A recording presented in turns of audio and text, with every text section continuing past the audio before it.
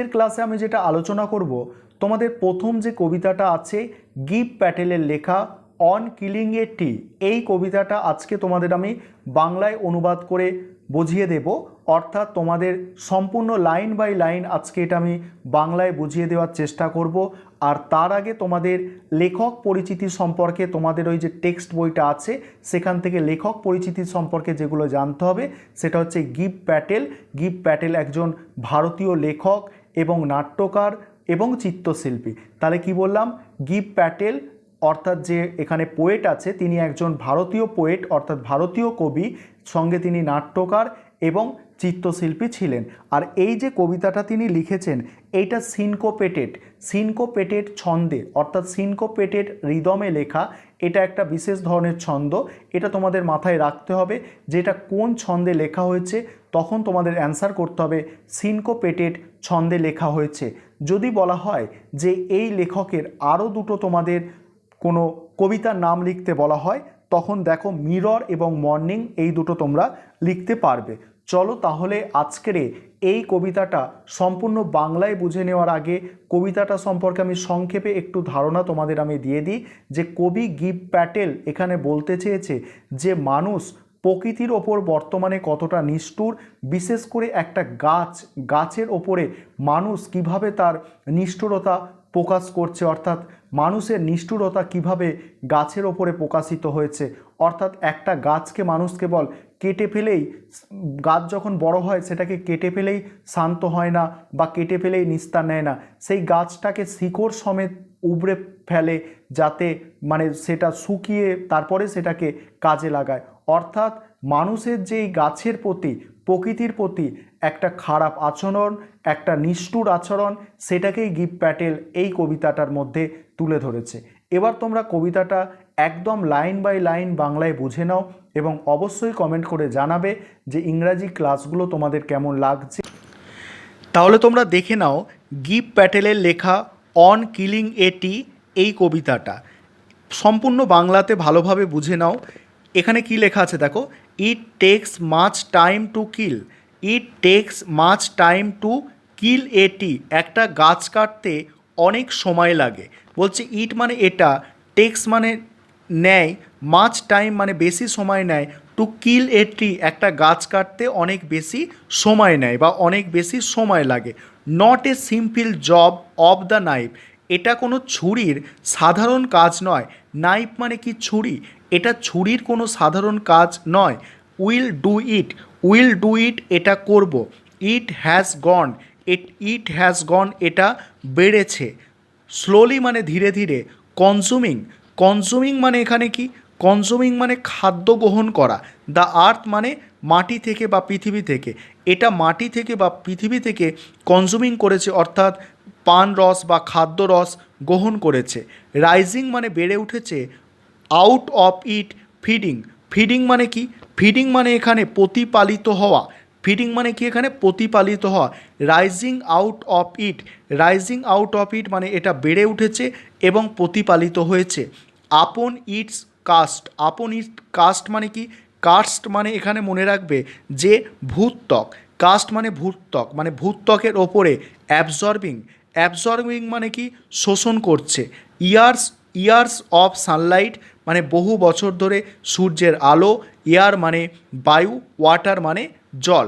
তারপরে কি বলা হচ্ছে দেখো, অ্যান্ড মানে এবং, out of its leprous hide, leprous hide মানে কি, এই লেপার্স কথার অর্থ হচ্ছে কুষ্ঠরোগ, ঠিক আছে। অর্থাৎ তোমরা দেখবে যে সেই গাছের ছালটা কীরকম হয়, কুষ্ঠরোগের মতো হয়। অর্থাৎ গাছের ছালটা কি খুব চকচকে হয় না, গাছের ছালের ভেতরে ছালটাকে যদি ছাড়ানো যায় তার ভেতরটা চকচকে থাকে। তাই এখানে বলছে যে, এখানে কি বলা হচ্ছে, এখানে বলা হচ্ছে যে কুষ্ঠ রোগীর মতো চামড়ার আড়াল থেকে স্পরিং, স্প্রাউটিং লিভস, স্প্রাউটিং লিভস মানে পাতাগুলো গজায়, স্প্রাউটিং লিভস মানে পাতাগুলো গজায়। শো মানে সুতরাং, হ্যাক মানে এটাকে আঘাত করতে হবে, অ্যান্ড চপ মানে কুচি কুচি করতে হবে। বাট মানে কিন্তু, this alone would not do it কিন্তু এটা কোনো একার কাজ নয়। Not so much pen will do it খুব ভালোভাবে পেন মানে যন্ত্রণা দেওয়া যাবে না। দেখো দ্য ব্লিডিং, ব্লিডিং মানে রক্তাক্ত, বার্ক মানে কি, বার্ক মানে বাকল, উইল হিল, হিল হয়ে যাবে মানে কি রক্তাক্ত বাকলগুলো সুস্থ হয়ে যাবে বা সেরে যাবে। তারপরে দেখো অ্যান্ড মানে এবং, from the close to the ground মাটির কাছাকাছি থেকে, উইল রাইস, উইল রাইস মানে কি বেড়ে উঠেছে, কার্ল্ড মানে কি কোঁকড়ানো, গ্রিন টুইংস, গ্রিন টুইংস মানে সবুজ ডালপালা, মিনিয়েচার, মিনিয়েচার মানে ক্ষুদ্রাকৃতি, মিনিয়েচার মানে ক্ষুদ্রাকৃতি, বাউস মানে বৃক্ষের শাখা, ক্ষুদ্রাকৃতি বৃক্ষের শাখা অর্থাৎ ছোট ছোট ডালপালা, হুইচ মানে যেটা, আনচেকড, আনচেকড মানে অক্ষুণ্ণ রাখা হয়, বলছে হুইচ মানে যেটা, ইফ মানে যদি আনচেকড রাখা হয় মানে অক্ষুণ্ণ রাখা হয়, উইল এক্সপেন্ড এগেন তাহলে আবার কি হবে সেটা এক্সপেন্ড করবে অর্থাৎ প্রসারিত হবে, এগেন মানে আবার, from to former size, former size মানে আগের, আগের বা পূর্বের আকৃতিতে, বলছে যদি এটাকে মানে গাছটাকে পুরো উপড়ে ফেলা না হয় তাহলে কিন্তু এটা আবার কিছুদিন পরে আগের সাইজ অর্থাৎ পূর্বে যেরকম সাইজ ছিল সেরকম কিন্তু হয়ে যাবে।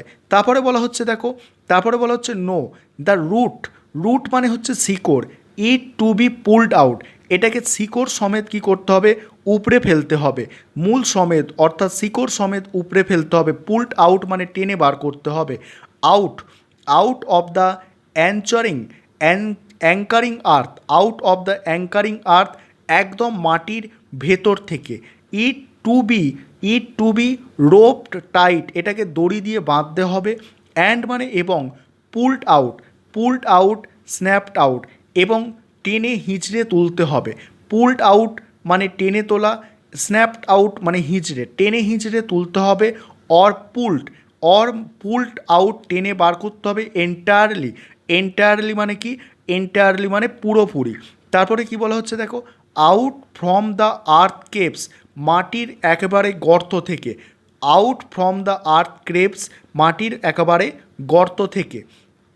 তারপর অ্যান্ড দ্য স্ট্রেংথ, স্ট্রেংথ মানে শক্তি, of the tree exposed, exposed মানে প্রকাশিত হবে বা উদ্ভাসিত হবে বা বেরিয়ে আসবে বলতে পারো, এক্সপোজড মানে হচ্ছে বেরিয়ে আসা, অ্যান্ড দ্য স্ট্রেংথ, স্ট্রেংথ মানে শক্তি, অফ দ্য ট্রি মানে গাছের, এক্সপোজড মানে কি বেরিয়ে আসবে, দ্য সোর্স, সোর্স মানে উৎস, উৎস মানে এখানে মূলের কথা বলছে, সোর্স মানে উৎস, হোয়াইট মানে সাদা অংশ, অ্যান্ড ওয়েট মানে ভিজে অংশ, দ্য মোস্ট সেন্সিটিভ সব থেকে সংবেদনশীল, হিডেন মানে লুকানো অংশ, for years inside the earth বহু বছর ইনসাইড মানে ভেতরে ছিল, আর্থ মানে কি মাটির বা পৃথিবীর ভেতরে ছিল, দেন দ্য ম্যাটার, দেন মানে তারপরে, দ্য ম্যাটার মানে এখানে কি, দেন দ্য ম্যাটার মানে বিষয়টি, তারপরে দেখো অফ স্কচিং মানে জ্বলন্ত, অ্যান্ড